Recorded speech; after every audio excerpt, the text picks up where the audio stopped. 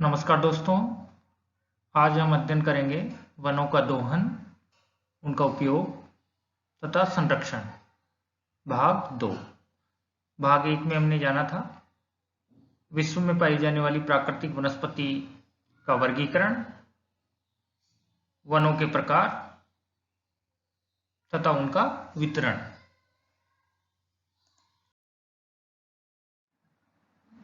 यहाँ पर सबसे पहले जिक्र करेंगे वनों की उपयोगिता के बारे में। जैसा कि हम सब जानते हैं, वन संसाधन मनुष्य के जीवन में उतना ही महत्व रखते हैं जितना अन्य प्राकृतिक संसाधन रखते हैं। मनुष्य आदिम काल से ही वन तथा वन्य जीवों से अपनी अनेक प्रकार की जरूरतों को पूरा करते आ रहा है। उदाहरण के लिए रोटी, कपड़ा, मकान तथा और भी अन्य प्रकार की जरूरतें। इस प्रकार हम कह सकते हैं वन मनुष्य के जीवन में बहुउपयोगी है। यहां हम देखेंगे वनों की मनुष्य के जीवन में क्या महत्ता है और वो किस रूप में उपयोगिता रखते हैं। वनों का पहला महत्व या उसकी उपयोगिता जो है, पारिस्थितिकी संतुलन बनाए रखना। वनों का एक सबसे महत्वपूर्ण जो उपयोगिता है वो है पारिस्थितिकी संतुलन को बनाए रखना। बताना चाहूंगा कि वन जो है वो प्रकृति में जल चक्र तथा कार्बन चक्र में महत्वपूर्ण भूमिका अदा करते हैं। वन वाष्प उत्सर्जन की प्रक्रिया द्वारा जल चक्र में अपनी भूमिका अदा करते हैं। इसके अतिरिक्त जहां वन अधिक होते हैं वे वन आर्द्र मेघों को रोक करके अधिक वर्षा करवाते हैं। इस तरीके से प्रकृति में चलने वाले जल चक्र में वन एक तो वाष्प उत्सर्जन की प्रक्रिया द्वारा और दूसरा आर्द्र मेघों को रोककर वर्षा करवाने में अपनी महत्वपूर्ण भूमिका अदा करते हैं। इसके अतिरिक्त वन संसाधनों का प्रकृति में कार्बन चक्र में भी अपनी महत्वपूर्ण भूमिका होती है, क्योंकि वन या वृक्ष प्रकाश संश्लेषण की प्रक्रिया के दौरान वायुमंडल में मौजूद कार्बन डाइऑक्साइड को ग्रहण करते हैं और बदले में ऑक्सीजन गैस को मुक्त करते हैं। इस तरीके से वायुमंडल में मौजूद हरित गैस कार्बन को ग्रहण करते हैं या उसका उपभोग करते हैं, जबकि प्राणदायी ऑक्सीजन मुक्त करते हैं। इसका भी दो रूपों में महत्व है। ऑक्सीजन से जीवन संभव है, जबकि कार्बन डाइऑक्साइड गैस को ग्रहण करने से हरित गृह प्रभाव कम होता है, यानी वायुमंडल तथा धरती के तापमान को नियंत्रित करते हैं। इस तरीके से आपने समझा कि वन संसाधन पारिस्थितिकी संतुलन को बनाए रखने में अपनी भूमिका किस प्रकार अदा करते हैं। यदि पारिस्थितिकी संतुलन नहीं रहेगा तो मनुष्य का अस्तित्व भी खतरे में पड़ जाएगा। इसलिए हमें उनकी उपयोगिता को समझना चाहिए। वन संसाधनों की तीसरी बड़ी उपयोगिता है जैव विविधता के भंडार। हम सब जानते हैं वन क्षेत्रों में बहुत अधिक जैव विविधता पाई जाती है, चाहे वो वानस्पतिक हो या वन्य जीव जंतुओं की। यदि वन क्षेत्र रहेंगे तो जैव विविधता भी बनी रहेगी, अन्यथा जैव विविधता भी समाप्त हो जाएगी। जैव विविधता का पारिस्थितिकी संतुलन की दृष्टि से बड़ा महत्व है। चौथी बड़ी उपयोगिता है बाढ़ तथा मृदा अपरदन को रोकते हैं। हम सब जानते हैं भूमि के जिस भाग पर आवरण होगा, चाहे वो घास का हो, झाड़ियों का हो या वृक्षों का हो। यदि वनस्पति का आवरण होगा तो वह वनस्पति का आवरण मिट्टी को संगठित करके रखता है। यदि यह आवरण समाप्त हो जाएगा तो बरसात का पानी या वर्षा का पानी जैसे ही उस नग्न धरातल पर गिरेगा तो मिट्टी का कटाव निश्चित तौर पे होगा। मिट्टी की ऊपरी परत अपरदित होकर उस बहते हुए जल के साथ आगे बढ़ जाएगी। इस प्रकार वन क्षेत्र या वनस्पति का आवरण मृदा अपरदन को रोकने में भी सहायता प्रदान करते हैं। इसके अतिरिक्त वन क्षेत्र या धरती पे वनस्पति का आवरण बाढ़ को भी नियंत्रित करते हैं, क्योंकि भूमि के जिस भाग पर या जिस भूभाग पर वनस्पति का आवरण होगा या वृक्ष लगे हुए होंगे तो ऐसे में पानी की जो गति है वो नियंत्रण में रहेगी और नियंत्रण में रहने से बाढ़ का खतरा भी कम रहेगा। इस प्रकार आपने जाना कि किस तरीके से वन क्षेत्र या वनस्पति का आवरण बाढ़ तथा मृदा अपरदन को रोकते हैं। इसके अतिरिक्त पांचवा बड़ा महत्व है भूमिगत जल स्तर को बनाए रखते हैं, क्योंकि हम सब जानते हैं जिन क्षेत्रों में सघन वन पाए जाते हैं वहां वर्षा की मात्रा भी अधिक होती है, और जब वर्षा की मात्रा अधिक होगी तो जाहिर सी बात है उसका कुछ भाग भूगर्भ में भी जाएगा और भूगर्भ में जल के पहुंचने से उस क्षेत्र का भूमिगत जल स्तर भी ऊंचा बना रहेगा।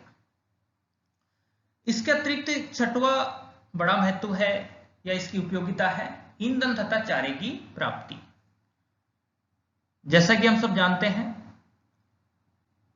पूरी दुनिया में और यहां तक कि हम भारत की बात करें तो भारत में आज भी लगभग 68% जनसंख्या गांवों में निवास करती है, और बेशक वर्तमान में खाना पकाने या रसोई तक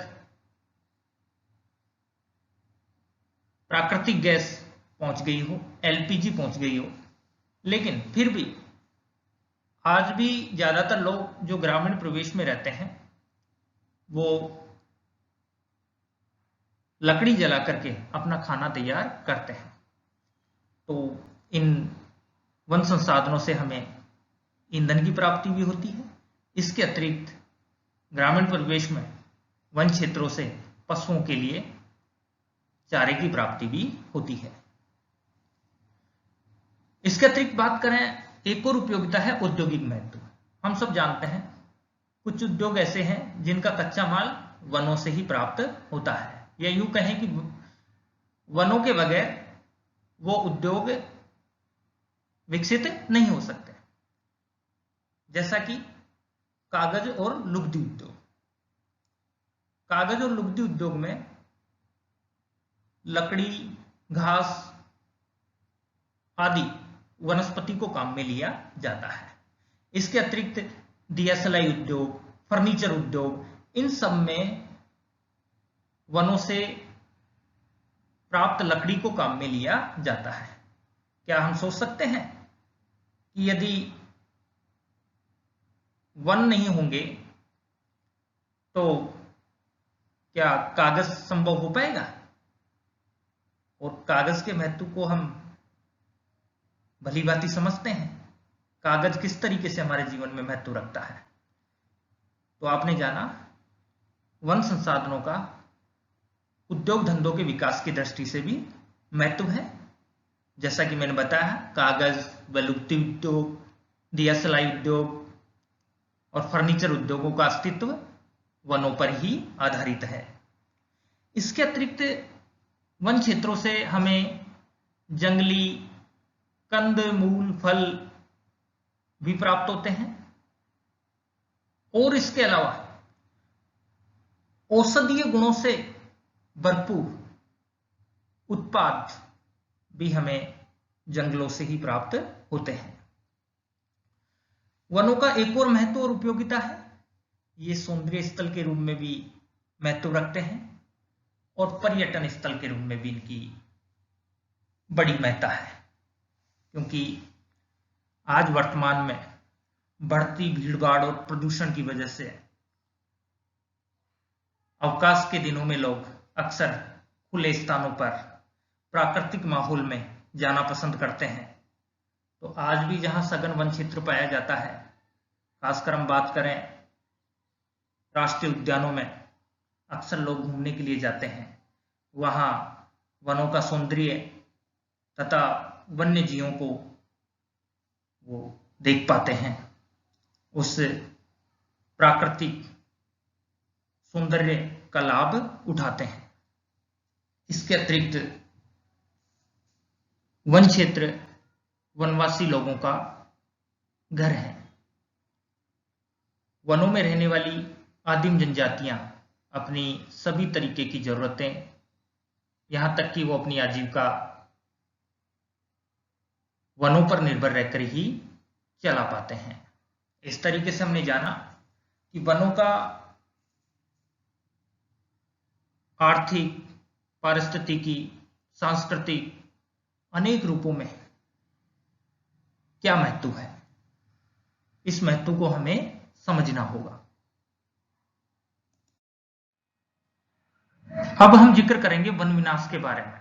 जैसा कि हम समझ चुके हैं कि वनों का मनुष्य के जीवन में अनेक रूपों में, जैसे आर्थिक, पारिस्थितिकी एवं सांस्कृतिक दृष्टि से बहुत अधिक महत्व है, किंतु बढ़ती जनसंख्या ने पिछली शताब्दी से ही प्राकृतिक संसाधनों पर अत्यधिक दबाव डाला है। वर्ल्ड पॉपुलेशन प्रोस्पेक्ट 2019 के अनुसार देखें तो विश्व की जनसंख्या 7.79 बिलियन है, यानी 7.79 अरब है। पिछली शताब्दी से ही तीव्र औद्योगिकीकरण, शहरीकरण तथा कृषि भूमि में विस्तार के कारण वन क्षेत्र तेजी से घटा है, जो हमारे लिए बड़ी चिंता का विषय है। FAO की रिपोर्ट 2020 के अनुसार संपूर्ण विश्व में 4.06 बिलियन हेक्टेयर भूभाग पर वन क्षेत्र है, जो संपूर्ण भूक्षेत्र का 31% है।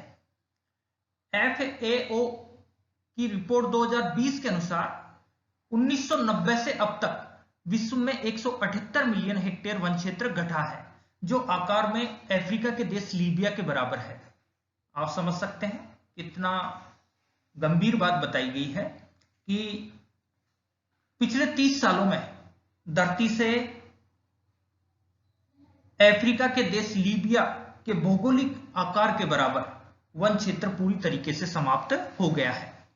यह गिरावट 1990 से 2000 के दशक में 7.8 मिलियन हेक्टेयर प्रतिवर्ष की दर से, जबकि 2000 से 2010 के दशक में 5.2 मिलियन हेक्टेयर प्रतिवर्ष की दर से, जबकि 2010 से 2020 के दशक में 4.7 मिलियन हेक्टेयर प्रतिवर्ष की दर से यह गिरावट रही। हालांकि इस गिरावट की दर को देखने से यह ज्ञात होता है कि वन संसाधनों के घटने की दर कम होती जा रही है, लेकिन यहां यह जान लेना बेहद जरूरी है, बेशक दर कम होती जा रही है, लेकिन फिर भी प्रतिवर्ष एक बड़े क्षेत्र पर वन संसाधन नष्ट हो रहे हैं। आपके सामने दिए गए वृत्त आरेख या चक्र आरेख के माध्यम से भी आप ये समझ सकते हैं कि दक्षिणी अमेरिका का देश ब्राजील, अफ्रीका महाद्वीप का कांगो, एशिया महाद्वीप में स्थित इंडोनेशिया, अफ्रीका का अंगोला और अफ्रीका महाद्वीप का ही तंजानिया, ये वो 5 देश हैं जिनमें 2010 से 2020 के दशक में सर्वाधिक वन आवरण में कमी आई है। यहां आंकड़े 1000 हेक्टेयर प्रतिवर्ष के हिसाब से दिखा रखे हैं। आप समझ सकते हैं कि सबसे अधिक गिरावट पिछले दशक में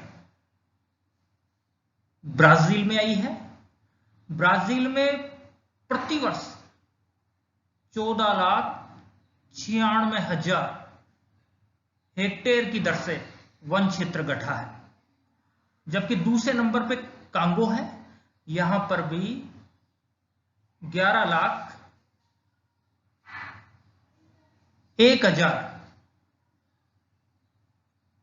हेक्टेयर प्रतिवर्ष की दर से वन क्षेत्र घटा है। इस प्रकार आप समझ सकते हैं किस तरीके से तेजी से धरती से वन क्षेत्र समाप्त हो रहा है, या यूं कहें कि सघन वन क्षेत्र वाले इलाके तेजी से खत्म होते जा रहे हैं। अब हम जिक्र करेंगे वन विनाश के कारणों की। वन विनाश के अनेक कारण हैं। उनमें से प्रमुख कारण आपके सामने स्क्रीन पर उपलब्ध है। वन विनाश का पहला बड़ा कारण है वन अग्नि, यानी जंगलों में लगने वाली आग। जंगलों में लगने वाली आग के पीछे दो बड़े कारण जिम्मेदार होते हैं, एक प्राकृतिक और दूसरा मानवीय। आपको बताना चाहूंगा प्राकृतिक कारणों द्वारा किस तरह जंगलों में आग लगती है।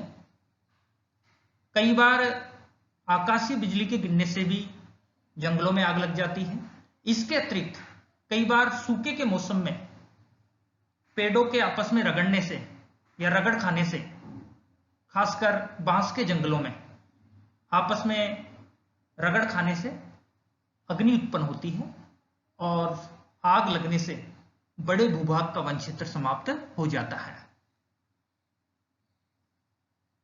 हालांकि परिस्थितियां जब अनुकूल होती हैं तो उस क्षेत्र पर फिर से वन क्षेत्र खड़ा हो जाता है, अन्यथा उस भूभाग का वन क्षेत्र पूरी तरीके से समाप्त प्राय हो जाता है। मानवीय कारणों की बात करें तो मानवीय कारणों में बड़ा कारण है वन क्षेत्रों में होने वाली अवैध गतिविधि। वन क्षेत्रों में होने वाली अवैध गतिविधियों में खासकर शिकारियों द्वारा जंगलों में लगाए जाने वाले कैंप फायर के दौरान वो जलती हुई आग को यूं ही छोड़ करके लापरवाही के साथ चले जाते हैं और जलती हुई आग वो जंगलों में आग का कारण बनती है। इसके अतिरिक्त जंगलों में होने वाली अवैध गतिविधियों में खासकर जंगलों से होकर गुजरने वाले लोग, धूम्रपान करने वाले जलती हुई बीड़ी, सिगरेट या माचिस की तिल्ली को लापरवाही बस वन क्षेत्रों में डालने से वो भी एक आग का बड़ा कारण बनता है। इस तरीके से वनाग्नि वन विनाश के कारणों में एक बड़ा कारण है। दूसरा बड़ा कारण है स्थानांतरित कृषि। आपको बताना चाहूंगा कि आज भी संसार के अनेक भागों में आदिम जनजातियों द्वारा स्थानांतरित कृषि की जाती है, जिसे दुनिया के अलग अलग भागों में अलग अलग उपनामों से जाना जाता है। इस कृषि में पहाड़ तथा पठारी भूभागों पर वन आवरण वाले क्षेत्रों पर वनों को समाप्त करके वहां खेत तैयार किए जाते हैं, यानी जंगलों को काट करके उन जंगल वाली भूमि को खेतों में बदला जाता है। इस प्रकार आप समझ सकते हैं कि स्थानांतरित कृषि भी किस तरह वन विनाश के लिए जिम्मेदार है। इसके अतिरिक्त तीसरा बड़ा कारण है औद्योगिक मांग। हम सब ये अनुभव करते हैं कि आज वर्तमान में जिस कदर जनसंख्या बढ़ रही है या विशाल जनसंख्या की जो मांगे बढ़ रही हैं, उस मांग के बढ़ने से औद्योगिक उत्पादन में बढ़ोतरी हो रहे हैं, नए नए उद्योग धंधे स्थापित किए जा रहे हैं। यहां हम जिक्र कर रहे हैं उन उद्योगों की जिनका अस्तित्व वनों पर आधारित है, खासकर कागज व लुगदी उद्योग, दिया सलाई उद्योग और फर्नीचर उद्योग। इन उद्योगों को कच्चा माल वनों से प्राप्त होता है, लेकिन बढ़ती हुई जनसंख्या की मांग के कारण इन उद्योगों में उत्पादन की बढ़ोतरी के लिए अधिक मात्रा में कच्चा माल मंगवाया जा रहा है और जिससे अधिक उत्पादन के कारण बड़ी मात्रा में वन क्षेत्र नष्ट किए जा रहे हैं। इसके अतिरिक्त खनन भी एक महत्वपूर्ण भूमिका अदा करता है वन विनाश में। या यूं कहें कि वन विनाश के लिए खनन की गतिविधियां भी जिम्मेदार हैं। आपको पता है ज्यादातर जो खनिजों के जमाव पाए जाते हैं या जो महत्वपूर्ण खनिज होते हैं खासकर पहाड़ी और पठारी भूभागों में पाए जाते हैं, और पहाड़ी व पठारी भूभाग ही वन आवरण से आच्छादित रहते हैं। लेकिन यदि किसी क्षेत्र विशेष में महत्वपूर्ण खनिज का पता चला है और यदि उसका खनन किया जाना है तो पहले उस भूभाग के वन आवरण को हटाया जाएगा। तो ऐसे में खनन की गतिविधियां भी वन विनाश के लिए जिम्मेदार है। इसके अतिरिक्त जैविक कारकों द्वारा भी विनाश किया जाता है। जैविक कारकों में खास करके जीव जंतुओं, पशुओं के द्वारा भी वनस्पति को नुकसान पहुंचाया जाता है, उसको नष्ट किया जाता है। खासकर पेड़ों में लगने वाले रोग। इसके अतिरिक्त वर्षा के मौसम में छोटे छोटे अंकुरित होने वाले पौधों पर अनियंत्रित या अवैध पशुचारण से उन छोटे छोटे पौधों का पशुओं के खुरों द्वारा दबकर नष्ट हो जाना, ये भी वन विनाश का ही कारण है।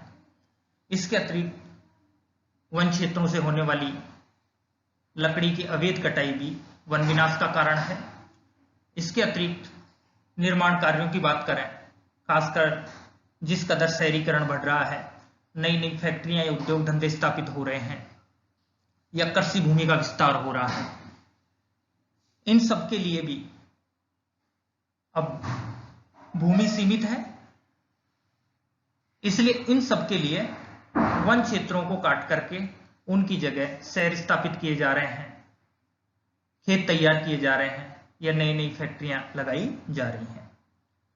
तो निर्माण कार्य, शहरीकरण, उद्योगों की स्थापना, ये भी वन विनाश का कारण है।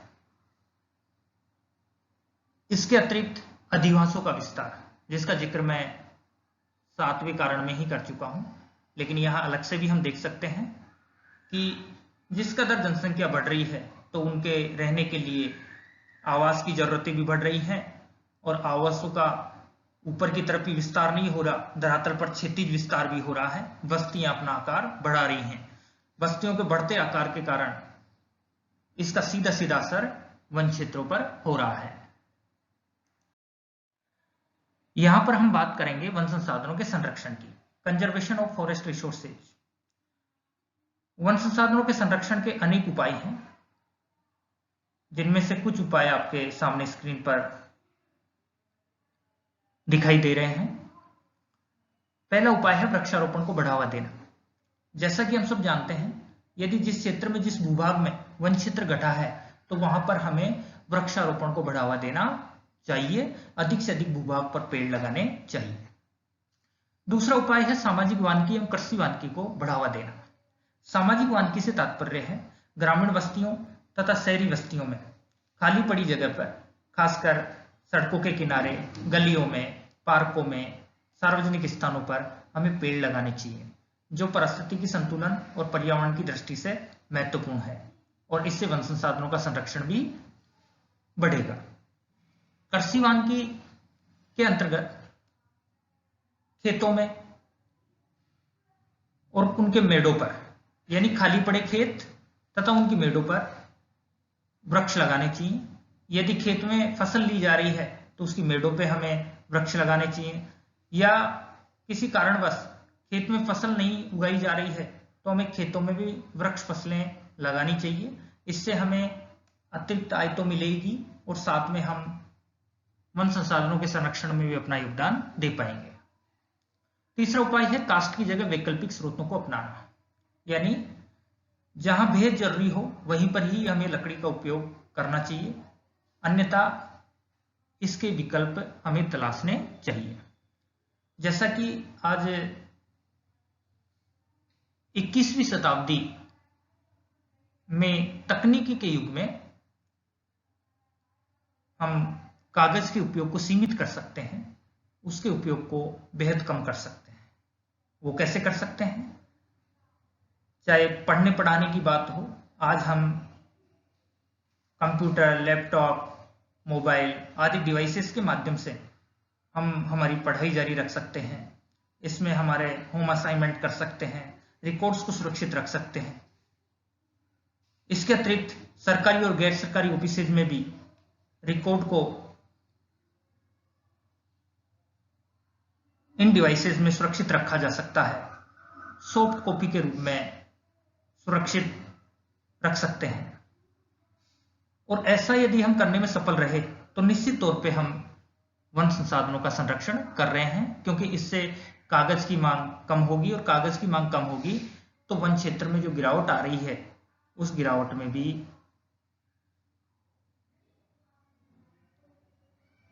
कमी आएगी।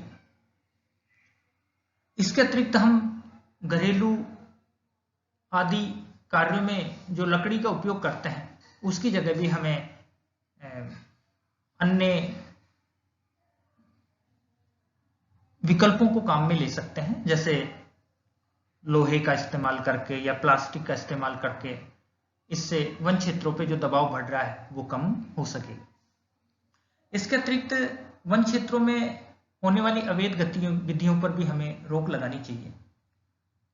ये अवैध गतिविधियां ही वन क्षेत्रों में कई बार आग का कारण बनती हैं या वन क्षेत्रों के नष्ट होने का कारण बनती हैं।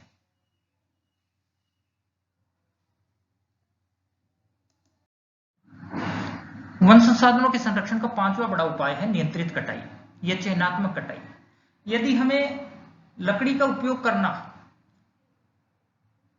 बेहद जरूरी हो जाता है तो हमें नियंत्रित कटाई या चयनात्मक कटाई को अपनाना चाहिए। हमें चाहिए